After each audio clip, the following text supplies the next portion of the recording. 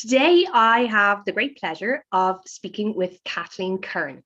And Kathleen is assistant professor in diagnostic imaging in the UCD School of Medicine.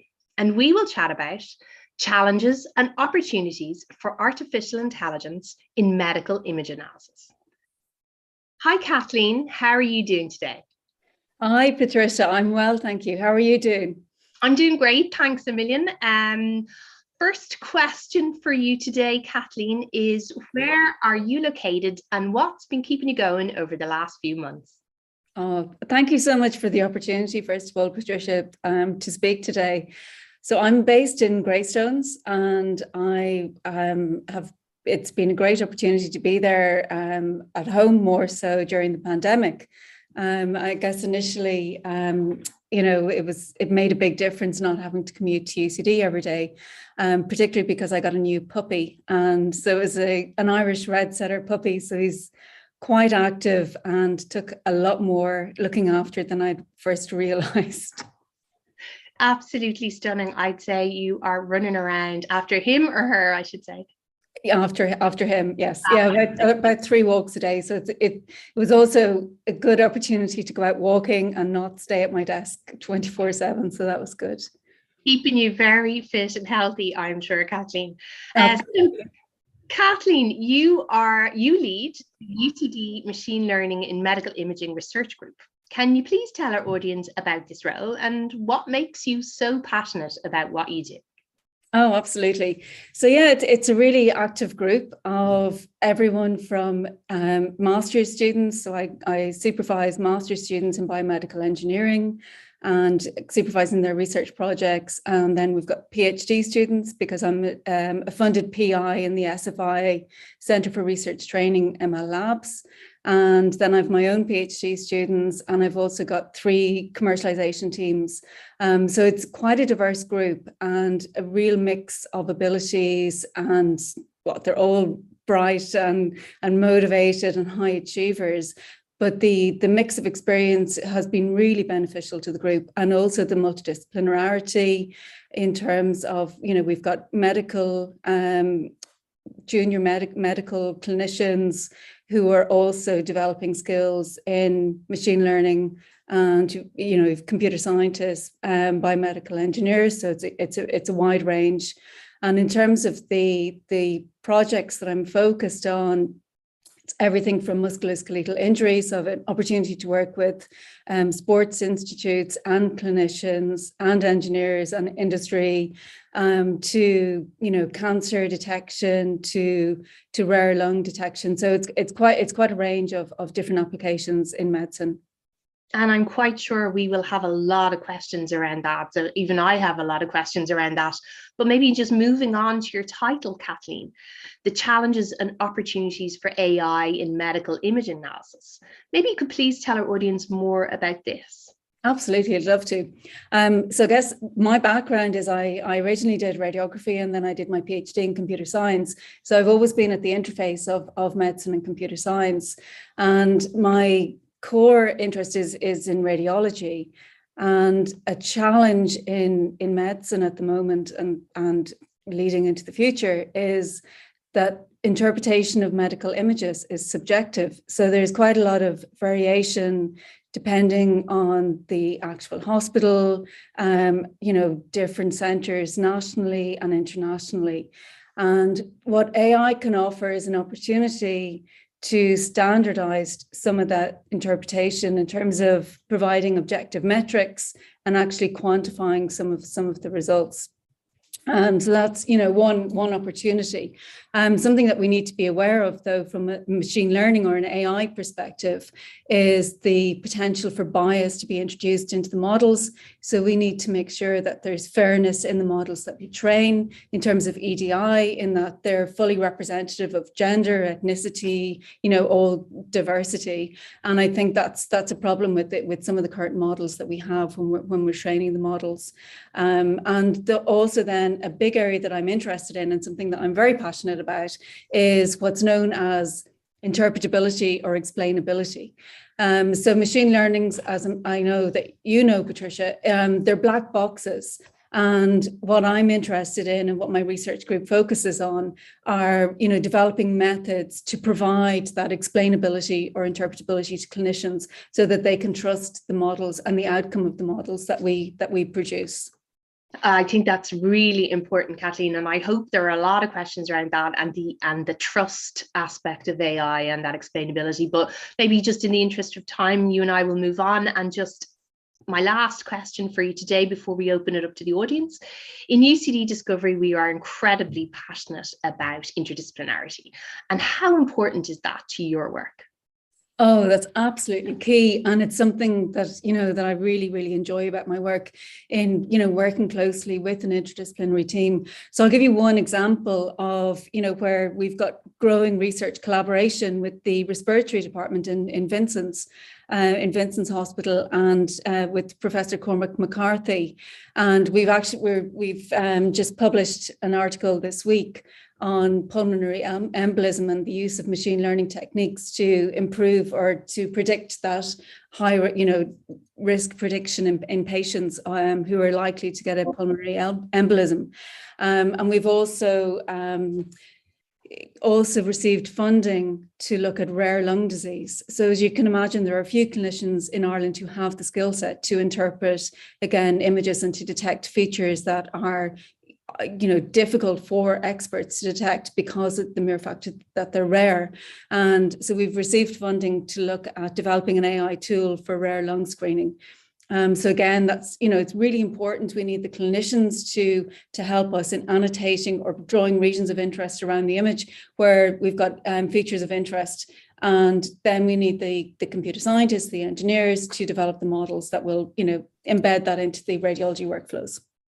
Wonderful, Kathleen, absolutely wonderful. And this idea, I think I believe strongly in this augmented intelligence. It's just amazing. And we have lots and lots of questions coming in for you. So we will try our best to get through them all. But let's kick off with the first one. Slightly technical, but will this field always require humans in the loop? Or could machine learning algorithms eventually replace the need for radiologists? Oh, that's a great question. I think currently we absolutely need humans in the loop or clinicians to be involved in that process of feeding back to the machine learning model so that we can interpret the results and we can trust the results. But I think, as the field progresses further, that we will have more augmented intelligence. But again, then it raises the question of ethics and, do we let the machines run away? So there's issues around that. Yeah, and actually, in terms of actually getting it approved, so would something like... And yeah, you're right. So Patricia, I suppose just to elaborate on that a little bit. So another challenge is in getting the machine learning models FDA and CE approved or MDR approved. And it's a huge challenge. And it's something with the commercialization projects that we have, where I've one of my researchers who's actually trained as an auditor to adhere very stringently to a quality management system where you're following processes and documenting the software development as we continue in that process. Okay, another question for you. Where is machine learning already used most successfully in medical diagnosis?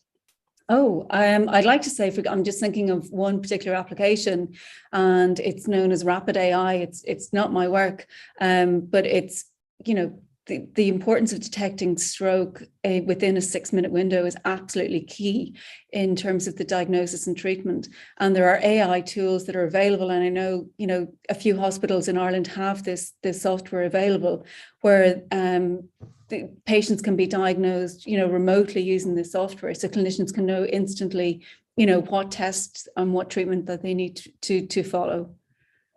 Okay.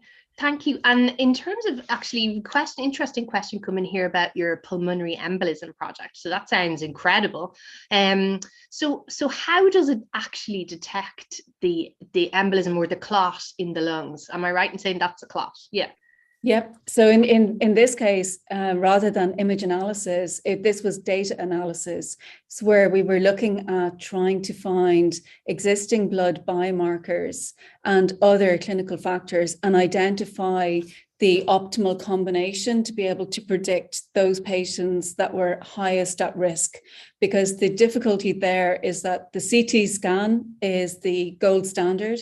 But in those cases, even those that are detected on the CT, and very few are, there's high risk of radiation, and there's more and more referrals for CT for PE, for pulmonary embolism these days.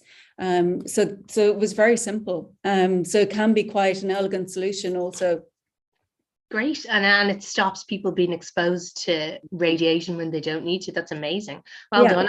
And earlier diagnosis as well. So, reducing healthcare costs, better patient care, better for healthcare overall. You're getting the right medication to them quicker, I suppose. Yes. Okay, so a couple of questions in around, so you're using this, so you're using medical imaging and for the lungs, but it says which system, so lungs, obviously heart, musculoskeletal, which I think you're using as well, which is the most straightforward in terms of using medical image analysis on? Wow, I think that's a good question. I don't think there's anything that's more straightforward. I mean, you might think that musculoskeletal would be, relatively straightforward, and it is in comparison to cardiac, for example, given the complexities of the cardiovascular system. But even so, in the case of musculoskeletal, if we take that example, and we're, in the models that we're developing, we're looking at the risk of injury prediction. And so, for example, if you think about rugby players and, the risk of, are they going to injure themselves in a match, or do we need to think about reducing their training load? Can we combine imaging features and some of those injury statistics to see if we can predict that risk of recurrent injury? But, the protocol is the same regardless of the complexity of the anatomical or system that we're looking at, in that we're essentially annotating the images to identify the features. If we're looking at a classification model where we're trying to differentiate between different classes of disease. So not dissimilar, just to bring it back to medicine, for cancer, you have a grading classification system. In the same way, we're using AI tools to try and see if we can differentiate, automate that process, and therefore be more objective also in that interpretation. So I think, cardiac is more difficult, and that's where we need a lot more close collaboration with clinicians in helping them to try and see, can we discover imaging biomarkers?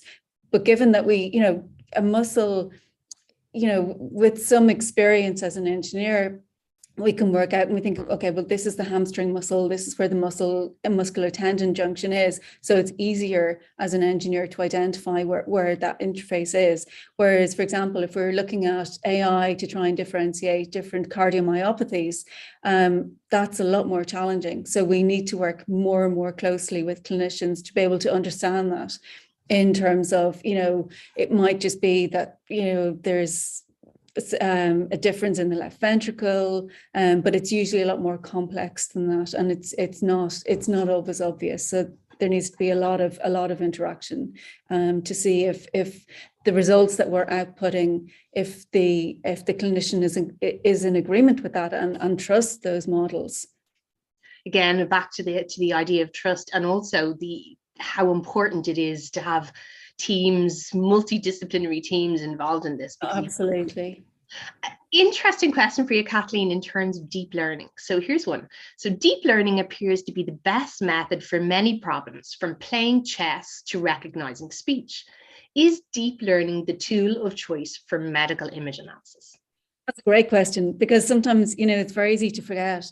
So some of the standard machine learning techniques, and that's something that we discovered with the PE paper. I mean, there was no need to we did try some advanced deep learning models, And, we found that we were actually getting just as accurate results or more accurate results that were transparent with the standard machine learning methods. So, it's very easy to think, oh, let's throw, everything at this problem. But there's no need if there's a simple solution with our traditional methods. And we're kind of running out of time, but a really, really couple of interesting questions coming in around patient data. And so a couple of questions, just bear with me. Can individual patient data or patient history be used to integrate into these models? And one very important question, and it's kind of a second part of this, is how is that data protected? How is the patient history protected?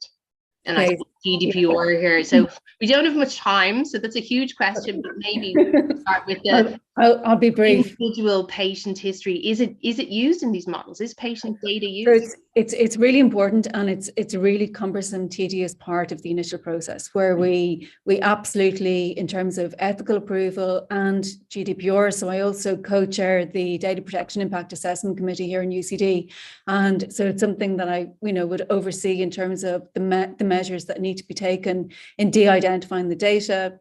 And not even, if you think about a simple case of, especially in a small country, where it's not just, say, removing the name, it's much more complex than that. So if you have rare lung, cohort of rare lung disease patients, if you have, if you know the sex of the patient and the age, then it might be possible to re-identify that patient. So we would also put in measures such as maybe just noting the age range rather than the actual age of the patient. So there are a lot of different measures to counter for that. So you really are protecting it. So I suppose last question, because we're completely running out of time, is there anywhere where humans may be better at the moment than machines at actually doing this? In the interpretation, I mean, if you think about the old story of, where computers were detecting, chest infections, it came down to that the computer model was looking at, there was a catheter over the patient, so it was nothing to do. It was just the fact that it was coincidental. So we still need eyes on, the interpretation. And multidisciplinary teams. Yeah, I couldn't agree more. We are unfortunately completely out of time, Kathleen, but sincere apologies to all of you whose questions I did not get. But I really want to take this opportunity to say a huge thank you to Kathleen for the most fascinating discussion today. Thank you so much, Kathleen. Oh, thank you so much, Patricia. It was a pleasure. Thank you. And thanks to everyone for joining in, and we'll see you all very soon on Zoom for Thought. Thank you. Take care. Bye. Bye. Thank you now.